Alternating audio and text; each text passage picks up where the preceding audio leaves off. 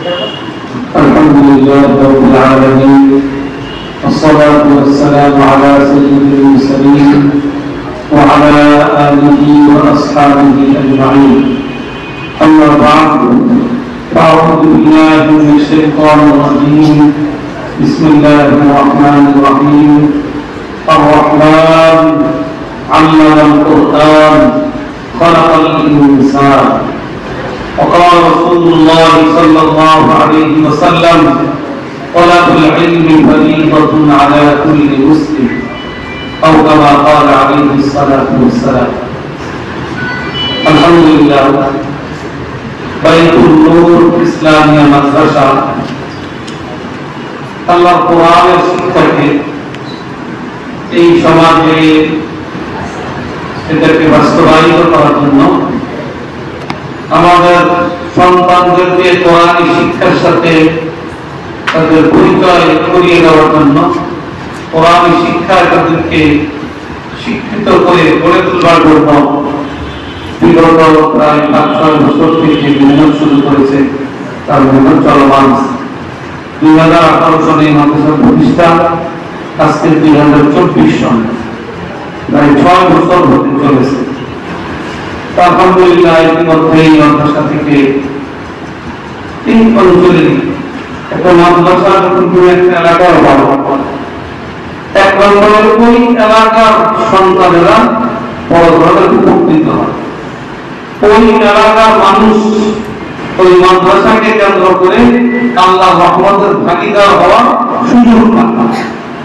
মাদ্রাসা মানে সেখানে আল্লাহ কালামের ব্যাপক তেলাওয়াত, নামাজরা থাকলে 24 ঘন্টার মধ্যে 13-14 ঘন্টা আল্লাহ কালামের তেলাওয়াত। আল্লাহ কালামের তেলাওয়াত এমন জিনিস যেখানেই হবে সেখানে আল্লাহ রহমতের দৃষ্টির বর্ষণ হবে। মাদ্রাসা একদিকে আমাদের সন্তানদেরকে আল্লাহর কোরআনের সাথে তাদেরকে সম্পৃক্ত করা, কোরআনী শিক্ষা তাদের জিন্দেগির মধ্যে বাস্তবায়িত করা, তাদের দিলের মধ্যে আল্লাহর কালাম ঢুকিয়ে দেওয়া, তার কাজ করছে। আরেকদিকে এই মাদ্রাসার মাধ্যমে অত্র এলাকার মুসলমান মানুষ, এই অত্র এলাকায় বসবাসকারী মানুষ, তারা আল্লাহর রহমতের তারা ফায়দা পাওয়ার সুযোগ লাভ করতেছে। এটা অনেক বড় একটা বিষয়। পাশাপাশি আজকে এই প্রতিষ্ঠান আনুষ্ঠানিকভাবে আরেকটি শাখা শুরু করতে যাচ্ছেন। বাকি প্রতিষ্ঠানের শুরুর থেকে টিকিটটা এটা ছিল যে যারা নিয়মিত মাদ্রাসায় পড়বে তাদের বাইরে স্কুলগামী বাচ্চারাও যদি আল্লাহর কালাম শিখতে চায়, আল্লাহর দ্বীন শিখতে চায়, একবেলা পড়ার মাধ্যমে, 1-2 ঘন্টা পড়ার মাধ্যমে তাদের জন্য সেই পড়ার সুযোগ রাইতেই মাদ্রাসার শুরু থেকে এই পর্যন্ত কার্যক্রম পরিচালিত হয়েছে। আলহামদুলিল্লাহ, আমরা ফলাফল দেখলাম যে কয়েকটা ছেলে তারা বড় বড় স্কুলে 5-6 পড়তেছে, এর পাশাপাশি আল্লাহর কালামের হিফজেরও বড় অংশ তাদের মধ্যে সম্পন্ন করতে সক্ষম হয়েছে। কেউ নাজরা অনেক পড়া, প্রায় নাজরা শেষ হওয়ার পথে। ওই কাজটাকেই আজকে থেকে একটা সুন্দর সুশৃঙ্খল পরিকল্পিত, অত্যন্ত সুশৃঙ্খল ভাবে পরিচালিত করা উদ্যোগ নেওয়া হয়েছে। তার শিরোনাম হল আফটার স্কুল মাক্তাব। নামের ভিতরে মেসেজ। এই ব্যবস্থাপনাটা, এই বিভাগটা হলো স্কুলগামী বাচ্চাদের জন্য, যারা স্কুলে পড়ে, স্কুলগামী বাচ্চাদের জন্য মক্তব শিক্ষা।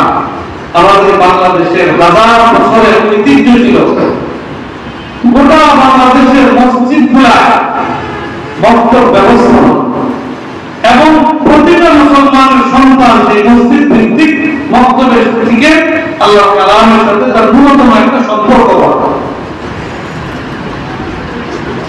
এটা আমাদের জন্য অনেক গুরুত্বপূর্ণ একটি বিষয় ছিল। আমরা মুসলমানরা এটার গুরুত্ব আমাদের দিলের মধ্যে নাই, আমরা অনুধাবন করতে পারছি না। কিন্তু যারা মুসলমান যদি ইসলাম থেকে দূরে সরাতে যায়, যারা ইসলামের দুশমন, যারা ইসলামকে মুসলমানদের হাত থেকে ছিনিয়ে নিতে চায়, তারা এই মসজিদ ভিত্তিক এই সকল বক্তব্যের গুরুত্ব তারা আমাদের চাইতে হাজার গুণ বেশি বুঝে। এই জন্য তারা, আমরা তো গাফলতের মধ্যে পড়ে আছি, কিন্তু তারা এক মুহূর্ত বের ফিকির নাই এই বক্তব্যগুলোকে কিভাবে শেষ করা যায়, এই বক্তব্যগুলোকে সমাজে কিভাবে গুরুত্বহীন করা যায়, এই বক্তব্যগুলোর দ্বারা কোনো ফায়দা না হওয়ার কিভাবে পরিবেশ করা যায়, এটার জন্য তারা বিভিন্নভাবে কাজ করে করে আজকে সারা বাংলাদেশে একটা পরিবেশ তারা করতে সক্ষম হয়েছে যে এখন আর কোন বক্তব্যের ধারা 5-10% বেশি আর নাই। কারণ এখন এই বক্তব্যগুলো ছিল সকালবেলা, ভোরবেলা। এখন ভোরবেলা আমাদের বাচ্চাদের কোথায় যাওয়া? স্কুল। আগে যে বাচ্চাদের স্কুল ভোরবেলা ছিল, আমরা মনে করতেছি বাচ্চাদের সকালবেলা আমার জন্য স্কুলটাকে সকালে নিয়ে আসছে, খুব ভালো। কিন্তু আসলে ভালো নিয়ম তারা নাই। তারা সকালবেলা স্কুলের বাচ্চাদের স্কুল এরকম সকালবেলা তার টাইম নির্ধারণ পদ্ধতিরা তাদের মূল পরিকল্পনা হল ওই যে মুসলিম ভিত্তিক মক্তব শিক্ষার মাধ্যমে প্রতিটা মুসলিম সন্তানকে একেবারে ছোটবেলায় যখন তার দিলটা মনের মতো, তখন তার কোরআন তার দিলের মধ্যে ঢুকায় দেওয়া হতো, তার জিন্দগির সাথে কোরআন পরিচয় করায় দেওয়া হতো, তাকে কোরআনের সাথে সম্পৃক্ত করে দেওয়া হতো। এটার থেকে তাকে বিচ্ছিন্ন করা একটা অপকৌশল হলো এই বাচ্চাদের জন্য স্কুলের টাইমটা সকালবেলা নির্ধারণ করা। আমাদের কর্তব্য ছিল মুসলমানদের, তারা স্কুল সকালবেলা করছে, আমরা বিকালবেলা আমার বাচ্চার মক্তব শিক্ষার ব্যবস্থা করতে, আমরা কি করতে পারি না, সেটা করতে পারি না। এরকম ভাবে এই জন্য আজকে সারা বাংলাদেশে ব্যাপকভাবে স্কুলগামী বাচ্চারা আল্লাহর কোরআনের সাথে অধিকাংশ বাচ্চা ন্যূনতম একটা সম্পর্ক হচ্ছে না, সূরা ফাতিহা শুদ্ধভাবে শেখা হচ্ছে না, উযু গোসল এগুলোও জানতেছে না, নামাজের ছোট ছোট মাসলা মাসাইল এগুলোও তারা জানে না। এইভাবে তারা বড় হচ্ছে। আর এরপর বন্ধু আমাদের এই বর্তমান জাতীয় শিক্ষা সিলেবাস কারিকুলাম এগুলোর মধ্যে ইসলাম বিরোধী মনোভাব, ইসলাম বিরোধী না, ইসলাম বিদ্বেষী মনোভাব তৈরি হওয়ার মতো অনেক কিছু আজকাল এই সিলেবাসের মধ্যে ইতিমধ্যে তারা ঢুকে আসছে। ওই সিলেবাস একদিকে ওটা করতেছে, আরেকদিকে আমপারা কায়দা করার মতো কোনো সুযোগ আর পরিবেশ নাই। তাহলে এই বাচ্চাগুলোর ভবিষ্যৎ কি আমরা কি একটু চিন্তা করে দেখেছি? অথচ আল্লাহ কোরআন আল্লাহ বলছেন একটা সন্তানের যদি আল্লাহ কোরআনের সাথে ন্যূনতম সম্পর্ক না, তাহলে সে মানুষ হিসেবে জন্মায় কিন্তু প্রকৃত মানুষ হিসেবে সে গড়ে উঠতে পারে না। আল্লাহ কোরআন বলেছেন আর রহমান আল্লামাল কোরআন খালাকাল ইনসান, আল্লাহ তাআলা কোরআন দিয়েছেন এবং মানুষকে মানুষ হিসেবে সৃষ্টি করেছেন। এই যে কোরআন শিক্ষার কথা আগে আইনা মানুষ সৃষ্টির কথা পরে আনলেন, কোরআনে কোরআনের হিকমত আর রহস্য বয়ান করছেন যে আল্লাহ রাব্বুল আলামিন এই দিকে ইঙ্গিত করতে চান যে কোরআন শিক্ষা ছাড়া একটা মানুষ সে জন্মগত মানুষ হতে পারে কিন্তু আল্লাহর কাছে সে প্রকৃত মানুষ হিসেবে পরিবর্তিত হতে পারে। তাহলে প্রকৃত মানুষ হওয়ার জন্য আল্লাহ কোরআনের সাথে প্রত্যেকটা মানুষের ন্যূনতম করতে হবে সম্পর্ক, ন্যূনতম কোরআন শিখতে হবে, পড়তে হবে। রাসূল পাক সাল্লাল্লাহু আলাইহি ওয়াসাল্লাম হাদিসে পাক মধ্যে ইরশাদ করেছেন তালাবুল ইলমি ফারিদাতুন আলা কুল্লি মুসলিম, প্রতিটা মুসলমানের উপরে ইসলাম শিক্ষা করা ফরজ আইন, ন্যূনতম মৌলিক ইসলাম শিক্ষা করা প্রত্যেকটা মুসলমান পুরুষ নারী নির্বিশেষে প্রত্যেকের উপরে ফরজ আইন। তো ছেলে মেয়ে তারা ছোট, তাদের শিক্ষা কোনটা তাকে শিখতে হবে, শিখাইতে হবে, যাতে সে বুঝে না এটা দায়িত্ব তার উপরে, তার বাবা মা। তো প্রতিটা মুসলমান যখন কোরআন এবং দ্বীন শিক্ষা করা হয়, তো প্রতিটা বাবা মার উপরে তার প্রতিটা সন্তানকে এই পর্যায়ে কোরআন এবং দ্বীন শিক্ষা দেওয়ার ব্যবস্থাপনা করা এটা প্রতিটা বাবা মার ফরজ কর্তব্য। আজকে আমরা অধিকাংশ বাবা মা এই ফরজ কর্তব্যের ব্যাপারে আমরা একেবারেই গাফেল, অবহেলার শিকার, গাফলতির মধ্যে আছি, শয়তানের ধোঁকার মধ্যে পড়ে আছি। ইংলিশ মিডিয়াম 3 বছর বয়স থেকে ইংলিশ মিডিয়ামে পড়াইতেছে, বাবাও সময় দেয়, মাও সময় দেয়, খাওয়া দেয়, চাচা দেয়, কত করে তার মধ্যে সময় দেয়, কিন্তু তাকে যে আল্লাহর নাম শিখাইতে হবে, আল্লাহর কালাম শিখাইতে হবে, তাকে সে একজন মুসলমান, তাকে ন্যূনতম ইসলাম শিক্ষা দিতে হবে, তাকে উযু গোসল নামাজ শিক্ষা দিতে হবে, তাকে পাঁচ নামাজি শিক্ষা দিতে হবে, তাকে হালাল হারাম শিক্ষা দিতে হবে, জায়েজ নাজায়েজ শিক্ষা দিতে হবে, পর্দা প্রসিদ্ধ শিক্ষা দিতে হবে, হায়া লজ্জা শরম শিক্ষা দিতে হবে, অশ্লীলতা থেকে বেঁচে থাকা শিক্ষা দিতে হবে। এগুলা সম্পর্কে গাফিল হয়ে গেছে মানুষ। অশ্লীলতা কোনটা আর কোনটা অশ্লীলতা না এটাও বুঝে না। এই জন্য আমাদের সমাজের মধ্যে এই সচেতনতা বৃদ্ধি করা খুবই জরুরি। এই ক্ষেত্রে প্রধান কর্তব্য হল ওলামায়ে কেরাম, তারা ওয়ারিসে নবী, উম্মতের তত্ত্বাবধায়করা, প্রত্যেকটা আলেমের এই ব্যাপারে জিম্মাদারি আছে। তারা সমাজের মুসলমানদেরকে সচেতন করবে এবং তাদের এই দ্বীনি প্রয়োজনীয়তা পূরণের জন্য যখন যেই পরিস্থিতি আসবে সেই পরিস্থিতিতে যেইভাবে ব্যবস্থাপনা করা যায় সেই ব্যবস্থাপনার জন্য তারা উদ্যোগী হবে। আর সাধারণ মুসলমানদের কর্তব্য হল ওলামায়ে কেরামকে কি করতে হবে? সাহায্য করতে হবে, সহযোগিতা করতে হবে। ওলামায়ে কেরাম উদ্যোগ নেবেন আর সাধারণ মুসলমান সেই ব্যাপারে সহযোগিতা নিয়ে আগায় তাই ইনশাআল্লাহ দেখা যাবে। বক্তব্য ফজরের পরে বন্ধ করছে, জোহরের পরে চালু হয়েছে, জোহরের পরে বন্ধ করছে, আসরের পরে চালু হয়েছে, কোন সময় বন্ধ থাকবে না একেবারে। তো আলহামদুলিল্লাহ একটা লম্বা সময় মাঝখানে আমাদের গাফলতের মধ্যে গেছে। এক সময় ছিল আমাদের পূর্বসূরীরা, তারা গোটা দেশের মধ্যে প্রতিটা মসজিদকে নামাজের সময় মসজিদ আর সকালবেলা এটা বাচ্চাদের জন্য মাদ্রাসা মতো এটা সারা বাংলাদেশে করে তুলেছে। এই পরিবেশটা এখন নাই। এখন বিকল্প পরিবেশ গড়ে তোলা প্রয়োজন। আলহামদুলিল্লাহ আমাদের কিছু ওলামায়ে কেরাম উদ্যোগ নিয়েছেন আফতার স্কুল মাদ্রাসা। আগে এক সময় ছিল যে মসজিদের পাকাতে বৈশাই, মাটিতে বৈশাই বাচ্চারা এই কোরআন শিখত, আগ্রহের সাথে উৎসাহের সাথে শিখত। কিন্তু এখন যখন সুন্দর সুন্দর পরিবেশে স্কুলে দেওয়া পড়াও করতো, ওই সকল বাচ্চা ওই মাটিতে আর পাকাতে বৈশা এখন আর পায়টা কোরআন শেষ করতে তারা আগ্রহী। তাদের যেই পরিবেশে যেই রকমের পরিবেশে তারা আগ্রহী হওয়া সেই রকমের পরিবেশ নিশ্চিত করতে হবে। তাকে কোরআন শিক্ষা থেকে তাকে বঞ্চিত রাখা যাবে, ব্যবস্থাপনা করতে হবে তার উপযোগী।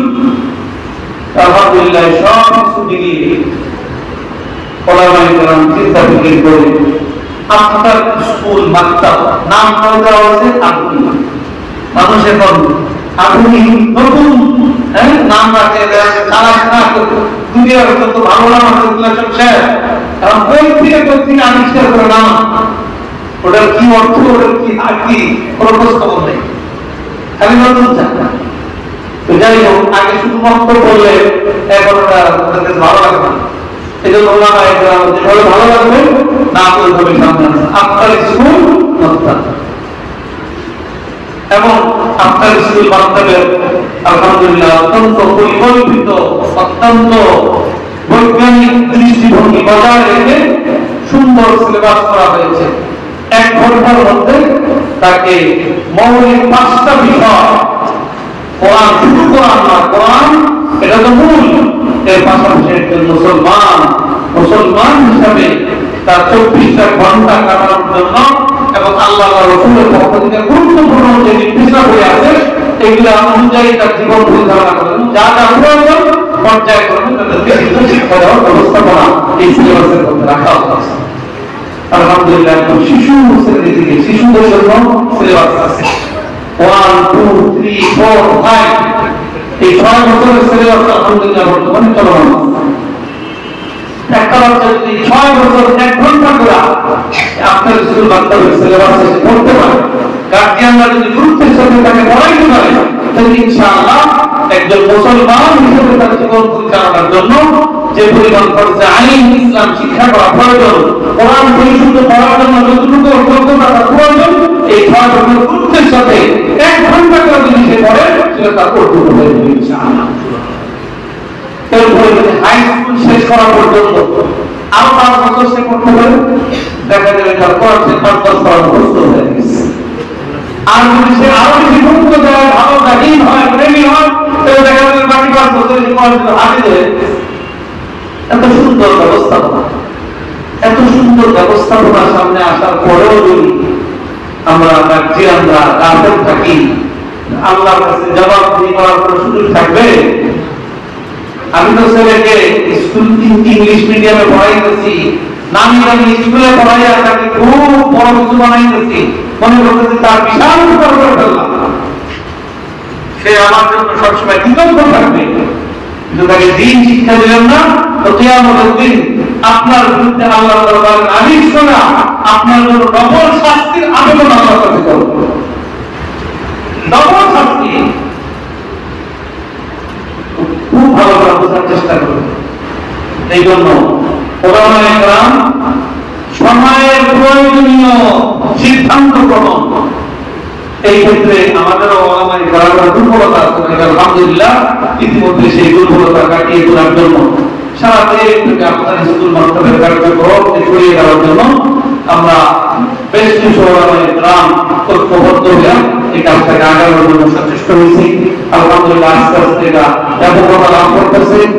আমাদের পুরান ঢাকা এমনিতে আলহামদুলিল্লাহ পুরান ঢাকা মুসলমানদের মধ্যে আলেম ওলামাদের মধ্যে একটা মুহাব্বত, আজমত, শ্রদ্ধা এবং ইসলামের প্রতি তাদের বিশেষ আবেগ, আগ্রহ, এটা নতুন ঢাকা থেকে পুরান ঢাকা মুসলমানদের মধ্যে বেশি। আলহামদুলিল্লাহ এখানে আপনাদের বাইতুল উলুম ইসলামিয়া মাদ্রাসা এই পরিসরে আপনাদের স্কুলগামী বাচ্চাদের জন্য ইসলাম এবং কোরআন শিক্ষা দেওয়ার সুন্দর ব্যবস্থাপনা আপনার স্কুল মাদ্রাসা, এটাকে আপনারা ব্যাপকভাবে সামনে আপনারা গঠন করবেন এবং এটা যেন পুরো এলাকার মধ্যে বিস্তৃতি লাভ করতে পারে, এটার মধ্যে আপনারা বিশেষভাবে মনোযোগী হবেন, এটাকে আপনারা সহযোগিতা করবেন। মেয়েটাকে সহযোগিতা করবেন, এই আপনার সহযোগিতায় যত ব্যবস্থা লাভ করবেন, আপনি আপনার হায়াতে আপনার মৃত্যুর পরে এই একটি ফায়দা সমাজ আপনি কবরে বসে বসে ইনশাআল্লাহ ভোগ করতে পারবেন। এই জন্য আমি আলোচনা দিতে করবো না। আপনার স্কুল মাধ্যমের কার্যক্রম আনুষ্ঠানিকভাবে এখন থেকে এখানে শুরু হচ্ছে। আপনারা গার্জিয়ান যারা আছেন, আপনারা আপনাদের এলাকার মধ্যে আপনাদের নিকটজন, আপনার বন্ধু বান্ধব, আপনার সহকর্মী, তাদের সকলের কাছে এই নামাজটা পৌঁছানোর চেষ্টা করবেন যে এই বাইতুল উলুম ইসলামিয়া মাদ্রাসায় এরকম মক্তব মাদ্রাসা হিফজের পাশাপাশি এখানে আমাদের স্কুলগামী বাচ্চাদেরও কোরআন ও দ্বীন শিক্ষা দেওয়ার ব্যবস্থাপনা এবং সিলেবাস এবং সেই বিভাগ এখানে চালু করা হয়েছে। দিনে মাত্র 1 ঘন্টা আপনার সুবিধাজনক সময় এখানে ব্যবস্থা করা এরকম যে আপনার সুবিধাজনক সময়ে দিনে মাত্র 1 ঘন্টার জন্য আপনার সন্তানকে এখানে দিবেন। ইনশাআল্লাহ 5-6 বছরে তার কোরআনে পাক নাজরা সম্পূর্ণ হবে। আর মৌলিক ইসলামের মাসলা মাসাইল, উযু, গোসল, পাক না থাকি, নামাজ, রোজা, এগুলো মাসলা মাসাইল সবকিছু শেষ হয়ে যাবে। এবং ইসলামী সামাজিক রীতিনীতি, আদব কায়দা, আজকাল তো সমাজ থেকে আদব কায়দা একেবারে উঠে গেছে, উঠবে না কেন? আমরা সবাই ভাব দিয়ে দিচ্ছি কোথা থেকে আসবে। তো এই আদব কায়দা সবকিছু আলহামদুলিল্লাহ এই 5-6 বছরের এই 1 ঘন্টা করে পড়ার মধ্য দিয়ে একটা বাচ্চা এখান থেকে শিখবে। তো এইটা আমাদের জন্য অত্যন্ত সুযোগ, অত্যন্ত গনিমতের বিষয়, অত্যন্ত কদর করা আমাদের কর্তব্য। আমরা এই বিষয়টা ভালোভাবে অনুধাবন করবো। আমরা নিজেদের সন্তানদেরকে এখানে দিব, নিজের নিকটজন, নিজের বন্ধু বান্ধব, প্রতিবেশী, তাদেরকে তাদের সন্তানদের যারা স্কুল পড়ে তাদেরকে এখানে দেওয়ার জন্য আমরা উদ্বুদ্ধ করবো, আলাপ আলোচনা করবো। ইনশাআল্লাহ আমার দ্বারা যারাই এই লাইনে আসবেন তারা পড়ে যত সওয়াব পাবেন, আমি বলার দ্বারা সেই আমি হয়ে যাবো ইনশাআল্লাহ। তো কি বলেন ইনশাআল্লাহ আমরা সকলেই এই কাজটা সমাজের জন্য ব্যাপকতা লাভ করে এই জন্য আমরা ভূমিকা পালন করতে হবে ইনশাআল্লাহ। যারা আমরা বাচ্চার আছি এলাকার গ্রাম আছি এলাকার গ্রামের দায়িত্ব এলাকার যে যা যতটুকু আল্লাহ দাঁড়িয়ে দিয়েছেন প্রভাব দিয়েছেন তার উপর কত বেশি দায়িত্ব এই জন্য আমরা এই বিষয়ে চেষ্টা করব। আলহামদুলিল্লাহ বাইতুল ইসলামিয়া মাদ্রাসা পরিচালক আমাদের ছাত্র মাওলানা আমির আহমদ তার আলহামদুলিল্লাহ দরদ আছে ফিকির আছে আপনাদের সন্তানদেরকে কিভাবে ভালোভাবে মানুষ হিসেবে গড়ে তোলা যায়, আল্লাহ কোরআন হাদিসের মধ্যে ভালোভাবে কিভাবে ঢুকায় দেওয়া যায়, কোরআন বিধান তার জিন্দেগির মধ্যে কিভাবে বুঝে বকায়া দেওয়া যায়, এগুলো ভূমিক নিয়ে কাজ করতেছে। আপনারা সর্বাত্মক সহযোগিতা করবেন, এই প্রতিষ্ঠানের জন্য দোয়া করবেন, ইনশাআল্লাহ ফায়দা আপনাদের হবে। গোটা এলাকার মধ্যে একটা ভালো প্রভাব ইনশাআল্লাহ এলাকার মধ্যে পড়বে, এলাকার ভবিষ্যৎ প্রজন্ম তারা ভালো মানুষ হিসাবে গড়ে উঠবে। আল্লাহ রাব্বুল আলামিন আমাদের সকলকে এই সকল নেক কাজে আন্তরিকতার সাথে সামর্থ্যের আলোকে সহযোগী হওয়ার আল্লাহ তাআলা আমাদেরকে তৌফিক দান করুন। আর এই বাইতুল নূর ইসলামিয়া মাদ্রাসা তাদের কার্যক্রম শুরু থেকে চলে আসছে এবং নতুন যে শাখা এখানে শুরু করা হচ্ছে প্রত্যেকটার মধ্যে আল্লাহ তাআলা কামিয়াবি এবং সফলতা আল্লাহ দান করেন। সকলকে কষ্ট করে সময় দেওয়ার জন্য আমি বিশেষভাবে মুবারকবাদ জানিয়ে আমার আলোচনা এখানে শেষ করছি। ওয়া আখিরু দাওয়ানা আলহামদুলিল্লাহি রাব্বিল আলামিন।